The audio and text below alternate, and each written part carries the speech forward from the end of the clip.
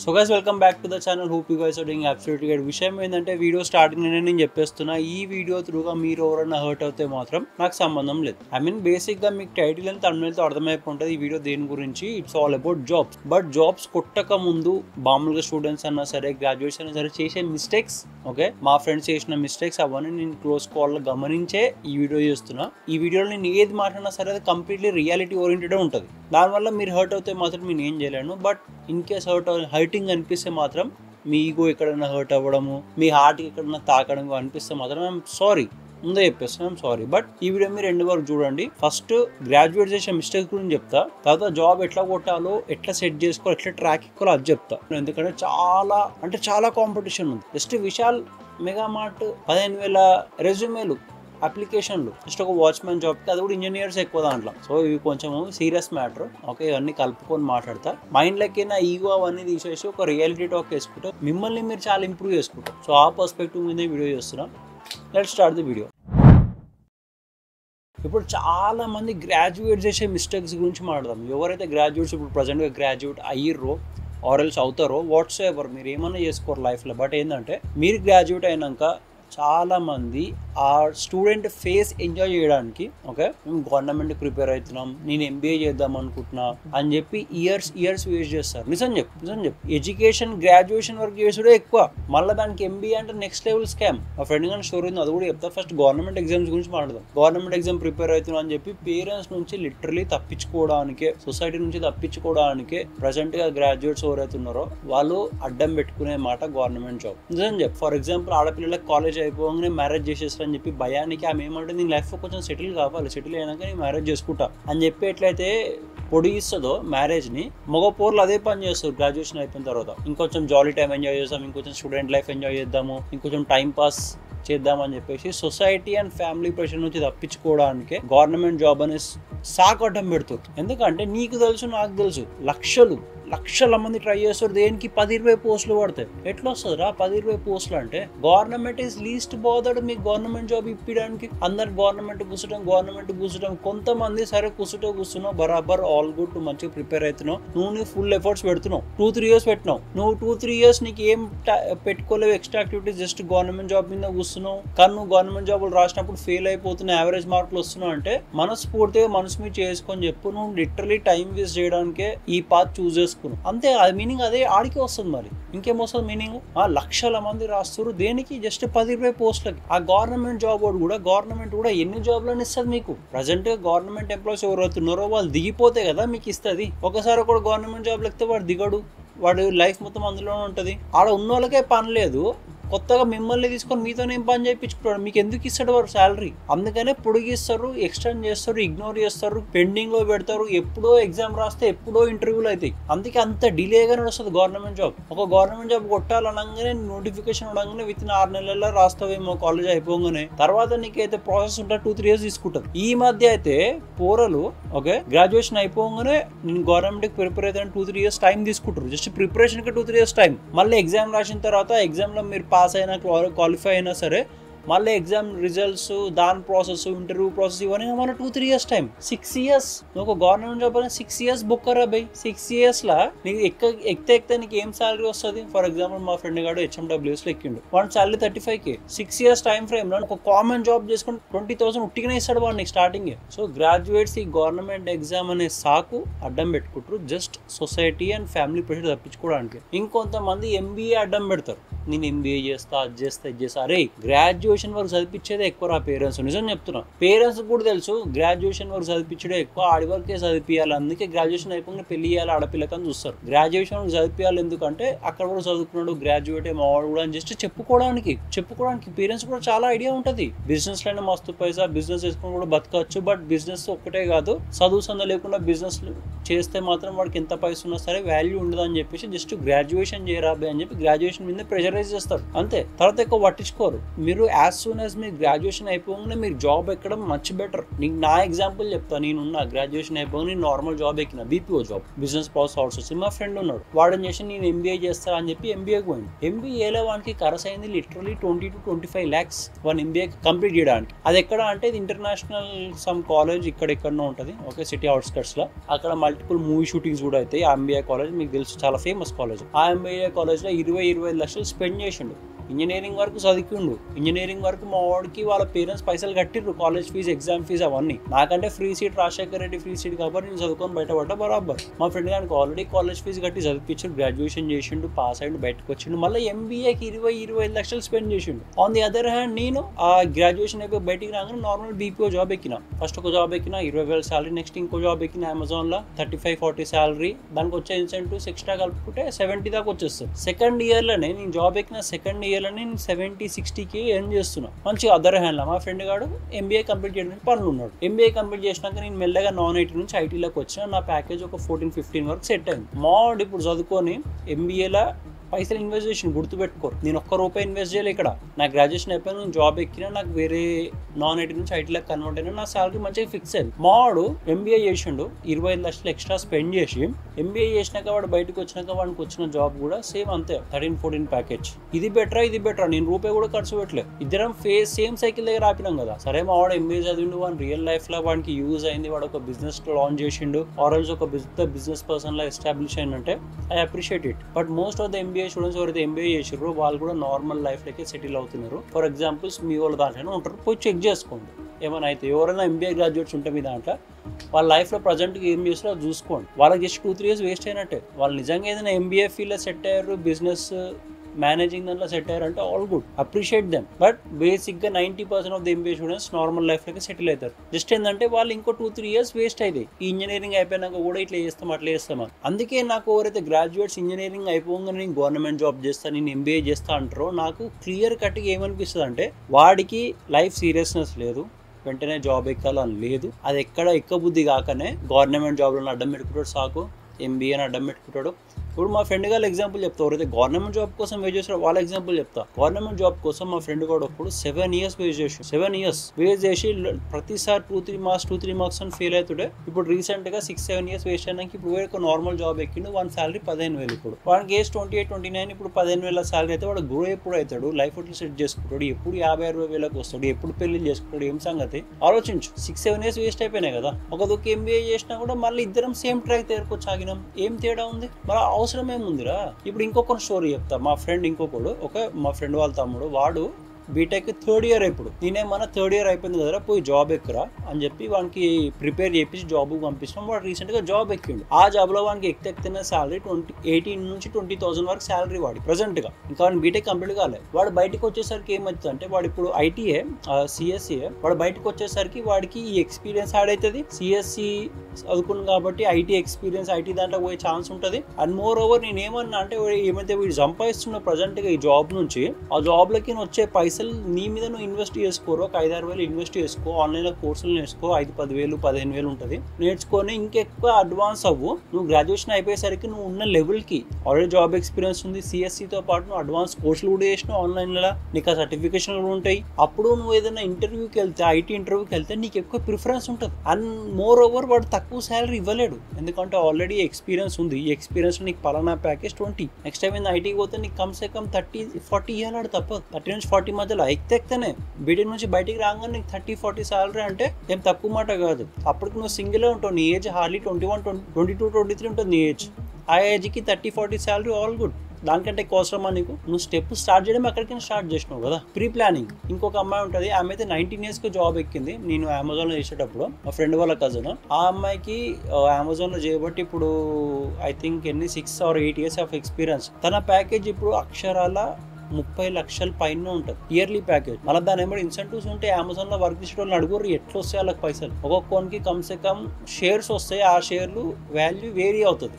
30 నుంచి 120 వరకు, 30,000 నుంచి 1,20,000 వరకు ఇట్లా వేరీ అవుతుంటాయి. అవి వల్ల ఎక్స్ట్రా అడిషన్ ప్రతి మంత్కి. సో ఆలోచించుకోరు ఎంత పైసా. 30 లక్షలు అంటే కమ్సే కమ్ 2.5 లక్షలు వస్తుంది నెలకి శాలరీయే. మళ్ళీ షేర్స్ యాడ్ చేసుకుంటే ఒక 3 లక్షలు 3.5 లక్షల దాకా వస్తుంది. Monthly salary. జస్ట్ 19 yearsలో తొందరగా జాబ్ ఎక్కింది కాబట్టి. నాకు అందుకే ఎవడన్నా గ్రాడ్యుయేషన్ అయిపోగానే ఇట్లా MBA అని చెప్పి గవర్నమెంట్ జాబ్ అని చెప్పి ఇట్లా పోస్ట్పోన్ చేస్తుంటే వాళ్ళని చూసి చిరాకు లేస్తుంది లిటరల్లీ. అరే కావాల్సుకొని టైం వేస్ట్ చేస్తుర్రా. ఈ వరల్డ్లో ఉన్న హైలీ కాంపిటేటివ్ వరల్డ్ వాళ్ళకి అర్థం చేసుకోవట్లేరు, పేరెంట్స్కి సపోర్టివ్ ఉందామని లేదు, జస్ట్ వాళ్ళ జాలీ టైం ఎంజాయ్ చేసుకోవడానికే ఈ బీటెక్ ఈ MBA అని చెప్పి గవర్నమెంట్ జాబ్ అని చెప్పి సాగు అడ్డం పెడుతున్నాను. నిజంగా ఇవన్నీ నేను నా దగ్గరికి ఏం చూసిన ఎగ్జాంపుల్స్. మా MBA ఫ్రెండ్ది, మా వాడు కూడా గవర్నమెంట్ జాబ్ ట్రై చేసి ఇయర్స్ వేస్ట్ అయింది. మా ఫ్రెండ్ ఒకటి MBA చేసి 2-3 years MBA నేర్చుకోవడం మళ్ళీ ఎక్స్ట్రా ఇన్వెస్ట్మెంట్ దాన్ని. మళ్ళీ ఇద్దరం వచ్చి సేమ్ సైకిల్ దగ్గర ఆగినాం. ఏది బెటర్ అంటూ early stage as early as possible job ఎక్కడం చాలా బెటర్ అని అడిగితే, ఇప్పుడు జాబ్ ఎట్లా ప్రిపేర్ కావాలో దాని గురించి చెప్తా.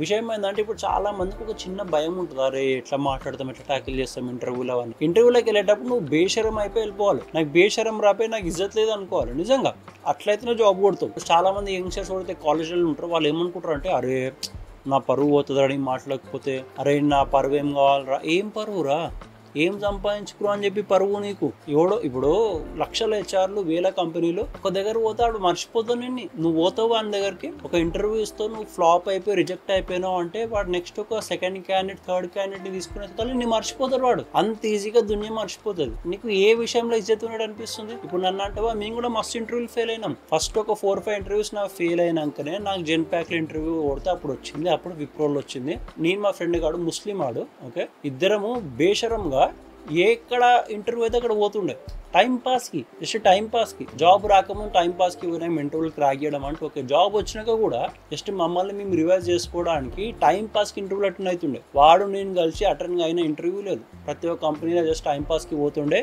లాస్ట్ రౌండ్ వరకు వస్తుండే, మేనేజర్ రౌండ్ వరకు మనం రాగలుగుతున్నామా, మేనేజర్ రౌండ్ వరకు రాగానే మేము లైట్ తీసుకుంటాం, మాకు వద్దు రాబోయే ఆఫర్ అని. జస్ట్ ఏంటంటే మమ్మల్ని మేము కేపబుల్ ఇంటర్వ్యూస్ ఇవ్వడానికి ఇంకా అని చెప్పి అది ఎప్పటికప్పుడు మమ్మల్ని మేము బ్రష్ అప్ చేసుకోవడానికి టైం పాస్కి పోతున్నాం ఇంటర్వ్యూలు. ఎప్పుడైతే పోతామో అప్పుడప్పుడు ఫెయిల్ కూడా అవుతాం. ఫర్ ఎగ్జాంపుల్ నా లైఫ్లో ఒక నేను 30-35 ఇంటర్వ్యూస్ ఇచ్చుంటా. ఫస్ట్ ఒక 6 or 8 ఫెయిల్ అయినా, తర్వాత మిగతావన్నీ క్రాక్ అయినాక మధ్యలోకి వచ్చేసినాం. అవసరం లేదురా మాకు కానీ మేనేజర్ రౌండ్ వరకు వెళ్ళి వాపస్ వచ్చేస్తాం. మేము ఏం చేస్తుండే, ఇంటర్వ్యూలు మేము ఫ్లాప్ అయినప్పుడు ఇంటికి వచ్చి రాసుకుంటుండే, నవ్వుకుంటుండే. నేను మా దోస్తుగాడు అది ఇట్లా అడిగిందిరా క్వశ్చన్, ఏం చెప్పారు అర్థం కాలేదురా అని చెప్పి నవ్వుకుంటే ఇంటికి వచ్చిన తర్వాత ఆ అడిగిన క్వశ్చన్ ఏంది రాసి, తర్వాత దానికి ఇట్లా సీరియల్ అది రాసి మమ్మల్ని మేము ప్రిపేర్ చేసుకుంటుండే, సెల్ఫ్ టాక్ చేస్తుండే. అందరూ ఏమనుకుంటారు, అరే సెల్ఫ్ టాక్ చేస్తే పిచ్చోల్లాగా అనిపిస్తామని. పిచ్చోల్ కాదు రే, self talk is one of the best medicine. నేను ఇంప్రూవ్ చేసుకోవాలనుకున్నా మెంటలీ ఆర్ ఎల్స్ కమ్యూనికేషన్ పరంగా సెల్ఫ్ టాక్ ఈజ్ చాలా ఇంపార్టెంట్, చాలా ఇంపార్టెంట్. ఎవరు మాట్లాడారు కానీ సెల్ఫ్ టాక్ చాలా ఇంపార్టెంట్. నేను ఇప్పుడు కూడా చేస్తా సెల్ఫ్ టాక్. ఇప్పుడు నేను కాంట్రవర్షియల్ ఇరికిన or else I'm handling multiple things అన్నప్పుడు సెల్ఫ్ టాక్ చాలా చేస్తా. మంచి క్లారిటీ వస్తుంది మనకి. క్లారిటీ వస్తే ఎట్లైనా ట్యాకిల్ చేయొచ్చు నువ్వు క్లారిటీ వచ్చిన తర్వాత, అర్థమవుతుందా? So self talk is must important. And మీకు ఎప్పుడైతే ఇంటర్వ్యూస్కి వెళ్తారో పోగా అరే నేను పరువు పోయింది, నాకు ఇప్పుడు ఇజ్జత్ పోయింది, నేను రిజెక్ట్ అయినా, అవసరమే లేదు. మేము కూడా రిజెక్ట్ అయినా. మన టీసీఎస్కి వచ్చినప్పుడు ఆఫర్ వచ్చింది, టీసీఎస్ కంటే ముందు ఇంకో కంపెనీకి పోతే వాడు రిజెక్ట్ చేసిండు, ఎందుకు నా ప్రొఫైల్ మ్యాచ్ అయితే లేదు. సో బాధపడితే అవసరమే లేదు. రిజెక్షన్ ఎప్పుడైతే నువ్వు సక్సెస్ అవుతావో ఇంటర్వ్యూ ఇవ్వగానే అది నీకు ఎక్కువ నేర్పేది. ఎప్పుడైతే నువ్వు రిజెక్ట్ అవుతావు చూడు, రిజెక్షన్స్ వస్తేనే లైఫ్లో నువ్వు ఎక్కువ నేర్చుకుంటావు. ఒక రిజెక్షన్ వచ్చిందంటే నువ్వు వస్తుంది, ఆ ఫీలింగ్ నాకు కూడా వస్తుంది, అబ్బా రిజెక్ట్ అయినా అని. కానీ rejection is much more important. అది చాలా బెటర్ సక్సెస్ కంటే. లైఫ్లో ఎక్కువ రిజెక్ట్ అయినాడు ఎక్కువ హై పీక్స్లోకి వెళ్తాడు, అది మాత్రం నిజం. నువ్వు ఒప్పుకో నేను కాదు, వాళ్ళ పెద్ద పెద్ద సీఈఓలు బిజినెస్ పీపుల్ వీళ్ళు ఉంటారు కదా, మిలియనియర్స్, వాళ్ళు అదే మాట చెప్తారు. రిజెక్షన్ ఈజ్ చాలా ఇంపార్టెంట్ లైఫ్లో. రిజెక్షన్ లేకపోతే నువ్వు లైఫ్లో ఎటు డెవలప్ కావు. ఓకే, ఇప్పుడు ఇంటర్వ్యూలకి కుదిరినంత ఫాస్ట్గా మీకు గ్రాడ్యుయేషన్ అయిపోయి వెళ్ళిపోండి. టైం పాస్కి వెళ్ళరు, జస్ట్ టైం పాస్కి వెళ్ళరు, మీకు వచ్చేస్తుంది. ఇప్పుడు ఇంటర్వ్యూకి ఎట్లా ప్రిపేర్ కావాలో అది చెప్తా. First of all as I said self talk చాలా ఇంపార్టెంట్. బరాబర్ సెల్ఫ్ టాక్ చేసుకోవాలి, నేను ఇంప్రూవ్ చేసుకోవాలి, ఎట్లా కమ్యూనికేట్ చేయాలి, ఏం సంగతి, ఇప్పుడు ఇంగ్లీష్ ఎట్లా మాట్లాడాలి, ప్రొనౌన్సియేషన్ ఎట్లా చేయాలి. ఓకే, చాలా మంది ఏం చేస్తారు, ఇట్లా పెట్టి మాట్లాడేస్తుంటారు నోరు ఇట్లా సింపుల్గా. అట్లా వేస్తే ప్రొనౌన్సియేషన్ రాదు. ఇప్పుడు నేను మాట్లాడేటప్పుడు కూడా నేను కొంచెం నోరు వైడ్ చేస్తా, చిన్నగా చేస్తా, పెద్దగా చేస్తా, ప్రొనౌన్సియేషన్ కరెక్ట్ రావడానికి అది చేయాల్సిందే, తప్పదు. ఓకే, సో ఇంగ్లీష్ ఎప్పుడైతే నువ్వు హెచ్ఆర్ గారు అడుగుతావు, నువ్వు రిజెక్ట్ అవుతావు, క్వశ్చన్స్ రాసుకుంటావు, ఒక మ్యాటర్ రాసుకుంటావు, ఇంటికి వచ్చినాక సెల్ఫ్ టాక్ చేసుకుంటూ ఉండాలి. Hey Akshay what's your plan today అంటే నిన్ను సెల్ఫ్ టాక్ చేసుకుంటా, నీకు నువ్వు ఆన్సర్లు ఇచ్చుకుంటా అట్లా పోతున్నావు అనుకో, నీకు కమ్యూనికేషన్ మంచిగా బిల్డప్ అవుతుంది. ఒక్కసారి నువ్వు న్యాచురల్గా కమ్యూనికేట్ చేయగలుగుతున్నావు ఇంగ్లీష్లో అంటే అది చాలు. ఏ కంపెనీకైనా ఏ హెచ్ఆర్కైనా అది చాలు టైం పాస్కి. ఓకే, ఆడ కమ్యూనికేషన్ పార్ట్ చూసినాక నీ థింకింగ్ చూస్తాడు. థింకింగ్ ఎట్లా అంటే ఒక 2-3 క్వశ్చన్లు అడుగుతారు, నువ్వు ఎట్లా హ్యాండిల్ చేసావు సిచ్యువేషన్లో. ఆ ఒక్కటి జర 2-3 క్వశ్చన్లు ప్రిపేర్ అవ్వడము, జర చూడడము, ఆర్ఎల్స్ ఏదైనా నువ్వు మూవీస్ అయినా సరే, మెయిన్లీ ఇంగ్లీష్లో అయ్యే సిరీస్లు అనమాట, వెబ్ సిరీస్లు. ఫర్ ఎగ్జాంపుల్ ఫ్రెండ్స్ అయినా, ఆర్ఎల్స్ ఏదైనా ఇప్పుడు బిజినెస్ టు బిజినెస్ వచ్చినప్పుడు, సిచ్యువేషన్స్ వచ్చినప్పుడు ఎట్లా హ్యాండిల్ చేసారు సిఇఓస్ అయినా, బిజినెస్ పీపుల్ అయినా, అలా టాక్టిక్స్ కొన్ని గుర్తు పెట్టుకొని మైండ్లో పెట్టుకున్నావు అనుకో, ఎప్పుడైతే క్వశ్చన్ అడుగుతాడు ముంగట హెచ్ఆర్ గార్డ్ అయినా, మేనేజర్ అయినా, ఇట్లా వచ్చినప్పుడు నువ్వు ఎట్లా హ్యాండిల్ చేస్తావు అన్నప్పుడు నువ్వేమన్నా, నేను I'm a follower of Buddha, నాకు చాలా patience, I can handle anything, ఏదేమైనా సరే, క్లయింట్ ఎంత ఫస్ట్రేట్ అయినా, కస్టమర్ ఎంత ఫస్ట్రేట్ అయినా సరే, నేను చాలా ప్రశాంతంగా కూల్గా ప్రేమతో హ్యాండిల్ చేస్తా అనాలి. అనగానే అప్పుడు అబ్బా అనుకున్నాడు, ఆడికి తెలుసు నువ్వు అంత పేషెన్స్ ఉండవు అని. బట్ ఇంటర్వ్యూలో నువ్వు ఆన్సర్ ఇచ్చినందుకైనా సరే ఒక ఛాన్స్ ఇచ్చి చూద్దామని చెప్పి ఈజీగా ఛాన్స్ తీసుకు. సెల్ఫ్ టాక్ వల్ల కమ్యూనికేషన్ ఇంప్రూవ్మెంట్ అయిపోయింది. గౌతమ్ బుద్ధుని ఐడియాలజీ నేర్చుకోరి, కొంచెం యూట్యూబ్లో అక్కడిక్కడ వీడియోస్ చేసి అది నువ్వు కమ్యూనికేట్ చేయగలిగినావు అనుకో, ఆల్ గుడ్,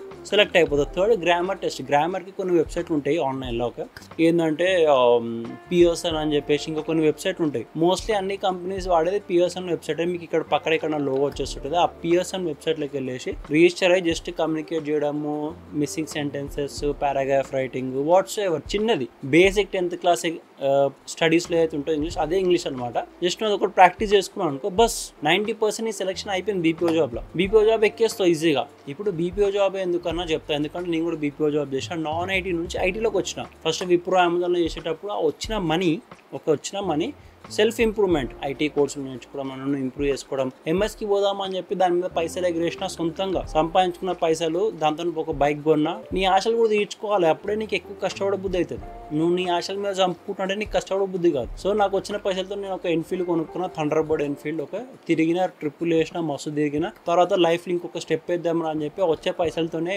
ఇట్లీకి వెళ్ళిపోదాం ఇక మాస్టర్స్కి అని చెప్పేసి ఒక 4-5 లక్షలు జమ చేసి 4-5 లక్షలు పెట్టిన తర్వాత నా వీసా 2 సార్లు రిజెక్ట్ అయింది. I was depressed. నీ అమ్మ బతుక ఆగమైపోయిందని అనుకున్నా. తర్వాత సరే రాబోయే ఇప్పుడు ఐటీలకైనా వెళ్దామని చెప్పేసి మెల్లగా నా మీద నేను ఇంప్రూవ్మెంట్ చేసుకొని, నా మీద నాకు ఇన్వెస్ట్మెంట్ చేసుకొని, నన్ను ఇంప్రూవ్ చేసుకొని, కోర్సులు నేర్చుకొని ఐటీలోకి ఎంట్రీ ఇచ్చిన. ఇప్పుడు ఐటీలో బాగానే నడుస్తుంది. ఇప్పుడు నేను జాబ్ వద్దినా సరే I'll be like next job ఒక 20 దాకా ఇస్తారు ఆరామ్సే, ప్యాకేజ్ 20-22 దాకా. So all good, all sorted. So I'm continuing with it. ఏంటంటే సోషల్ మీడియా కూడా ఉందిగా, ఎక్కడికి కూడా సంపాదిస్తున్నాం కదా అని చెప్పేసి అట్లా కంటిన్యూ చేసుకున్నాను. కుదిరినంత తొందరగా జాబ్ ఎక్కారు. 3rd ఇయర్ అనే ఎక్కుర్రు. నేను చెప్పిన ట్రిక్స్ ఇప్పుడు ఎట్లయితే నువ్వు బీపీఓ జాబ్ ఎక్కగలుగుతావు, బీపీఓ జాబ్ ఎందుకు అంటున్నా అంటే ఎప్పటికప్పుడు రిక్వైర్మెంట్స్ అవుతూనే ఉంటాయి. దాంట్లో వెళ్ళాలి, గుసాయించాలి, నిన్ను సెల్ఫ్ ఇంప్రూవ్మెంట్ చేసుకోవాలి, బయట పడాలి. నెక్స్ట్ ఒక 2-3 ఇయర్స్ కోసమే వాడుకోవాలి ఆ బీపీఓ జాబ్స్. తర్వాత బయట పడు. మోర్ ఓవర్ ఇప్పుడు అమెజాన్, విప్రో ఇట్లాంటి వాటిల్లో పోయినావు అనుకో, అమెజాన్, విప్రో వీటిల్లో నాన్ ఐటీ కూడా ఉంటుంది, ఐటీ కూడా ఉంటుంది. ఫస్ట్ నాన్ ఐటీలోకి వెళ్తావు, ఒక 1-2 ఇయర్స్ పని చేస్తావు, జర మేనేజర్లను పట్టుకొని జర దోస్తానని చేసుకుని మెల్లగా ఐటీలోకి మూవ్ అయిపో.